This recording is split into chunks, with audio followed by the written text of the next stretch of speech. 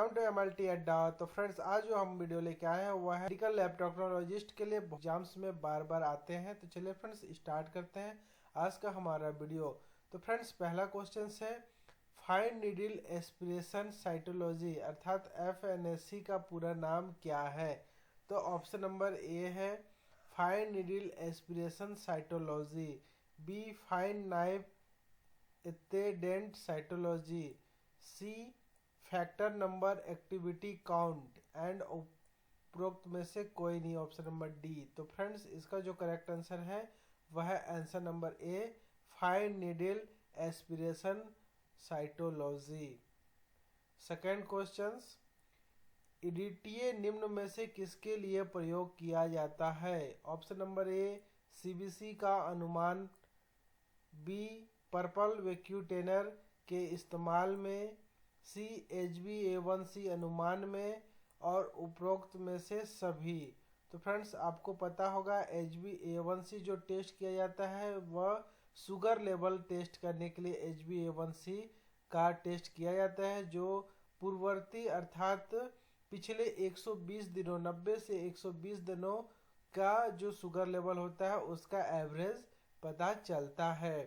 तो इसका जो करेक्ट आंसर है वह है आंसर नंबर डी, उपरोक्त सभी में ईडीटीए का इस्तेमाल किया जाता है। नेक्स्ट क्वेश्चन, निम्नलिखित में से कौन सा सही रंग कोड नहीं है। ऑप्शन नंबर ए पीला क्लॉट उत्प्रेरक, B green CBC and C grey chloride and D red plain. तो फ्रेंड्स, निम्न में से सही रंग नहीं है, तो इसका ऑप्शन देख लेते हैं। Yellow clot activator, green CBC and grey fluoride and red plain. तो इसका जो करेक्ट आंसर है वह है answer number B green CBC। ये सही कलर कोड नहीं है, इसके अलावा बाकी सभी सही है। नेक्स्ट है क्वेश्चंस, आंतरिक गुणवत्ता नियंत्रण मूल्यांकन निम्न में से किसके द्वारा किया जाता है। ऑप्शन नंबर ए सही आकलन और निरीक्षण, B Levey Jennings chart, C running control bar and D इनमें से कोई नहीं। तो इसका जो करेक्ट आंसर है वह है answer number B Levey Jennings chart. Option number B correct है। अब नेक्स्ट क्वेश्चन, अधिकांश जैव रसायन अभिकर्मकों के भंडारण के लिए किस तापमान सीमा की आवश्यकता होती है। A 10 degree Celsius, option number B 2 to 8 degree Celsius, option number C 32 degree Celsius and D उपरोक्त में से सभी। तो जो अधिकांश जैव रसायन अभिकर्मक होती है उसकी जो भंडारण के लिए तापमान समय सीमा होती है वह होती है 2 से 8 डिग्री होती है, वो सबसे बेस्ट होता है। इसी में लगभग अधिक से अधिक जैव रसायन अभिकर्मों के भंडारण के लिए तापमान का उपयोग किया जाता है। नेक्स्ट क्वेश्चन है पैप स्टेन इस्तेमाल नहीं किया जाता है। जो पैप स्टेन है उसका इस्तेमाल नहीं किया जाता है। ऑप्शन नंबर ए सर्वाइकल कैंसर के जांच के लिए, बी वीर्य अकारिकी का अध्ययन के लिए, सी नियमित रुधिर विज्ञान स्लाइड का अध्ययन के लिए एंड डी तरल आधारित कोशिका विज्ञान के लिए। तो इसका जो करेक्ट आंसर है वह है आंसर नंबर सी, जो नियमित रुधिर विकार स्लाइड का जो अध्ययन होता है उसका इस्तेमाल पैप स्टेन का इस्तेमाल नहीं किया जाता है। नेक्स्ट क्वेश्चन, निम्न में से किसके अनुमान के लिए कैल्शियम का उपयोग किया जाता है। ऑप्शन नंबर ए PT, APTT या फिर दोनों या फिर इनमें से कोई नहीं। तो कैल्शियम का उपयोग जो किया जाता है वह है ऑप्शन नंबर बी APTT के लिए किया जाता है। नेक्स्ट क्वेश्चन, हिस्टोकाइनेट मशीन का उपयोग निम्न में से किसके लिए किया जाता है। ऑप्शन नंबर ए हिस्टोपैथोलॉजी ब्लॉकों की तैयारी के लिए, बी सकल नमूने के प्रसंस्करण के लिए, सी गुणवत्ता नियंत्रण के लिए, एंड डी इनमें से कोई नहीं।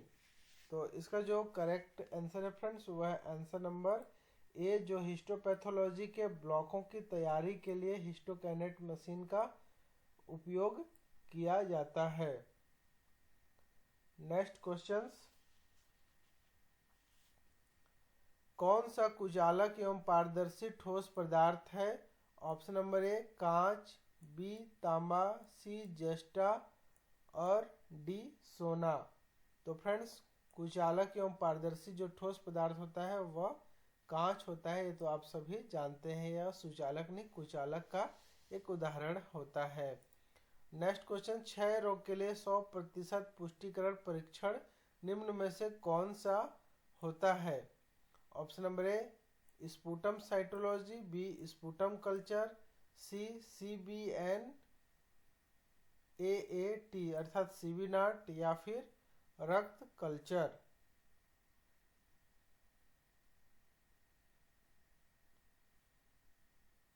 तो फ्रेंड्स इसका जो करेक्ट आंसर होता है वह है जो ब्लड कल्चर होता है वह 100% पुष्टिकरण परीक्षण निम्न में से होता है क्षय रोग के लिए। नेक्स्ट क्वेश्चंस, स्पुटम स्मीयर परीक्षण के लिए निम्न में से कौन सा मानदंड होते हैं? ऑप्शन नंबर ए स्पुटम में कम से कम एक सिस्ट मैक्रोफेज का होना, बी लार नहीं होना चाहिए, सी स्क्वेमस उपकला का दिखना, या उपरोक्त में से कोई नहीं। तो इसका जो करेक्ट आंसर है फ्रेंड्स वह है आंसर नंबर ए, जो स्पुटम में कम से कम एक सिस्ट मैक्रोफेज का होना होता है, इसका मानदंड होता है स्पुटम स्मीयर परीक्षण के लिए। नेक्स्ट क्वेश्चंस, CLIA का अर्थ क्या है? तो option number A clinical laboratory improvements amendments, B clinical laboratory items act, C criteria for lab investigation and analysis, D इनमें से कोई नहीं। एंड इसका जो करेक्ट आंसर फ्रेंड्स वह है answer number A clinical laboratory improvement amendments. Next questions, ELISA है। Option number ए AGAB की सघनता मापन की विधि, बी एंजाइम लिंक्ड इम्यूनोसॉर्बेंट एसे, सी विशिष्ट AG या AB का उपयोग कर किसी नमूने में प्रतिजन एंटीबॉडी लक्षित करने की विधि, एंड ऑप्शन नंबर डी उपरोक्त में से सभी। तो इसका करेक्ट आंसर है फ्रेंड्स आंसर नंबर सी विशिष्ट AG/AB का उपयोग कर किसी नमूने में प्रतिजन या एंटीबॉडी लक्षित करने की जो विधि होती है वह। और फ्रेंड्स अगर इसको हम लोग इंग्लिश में करते हैं तो ये क्या हो जाता है, ELISA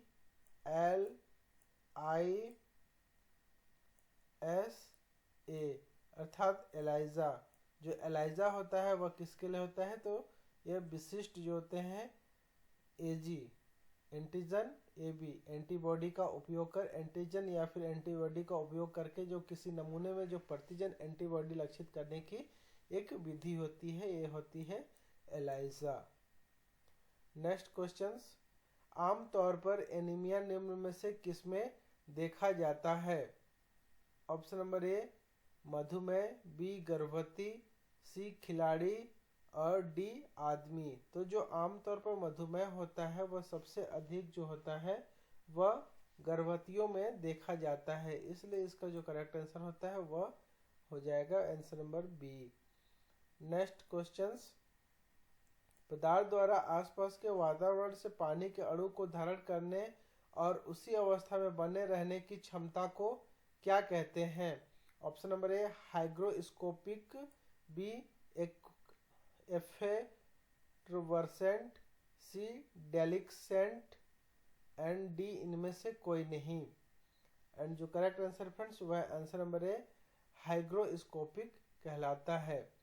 नेक्स्ट क्वेश्चन, निम्न में से किसकी कमी के कारण एनीमिया होता है?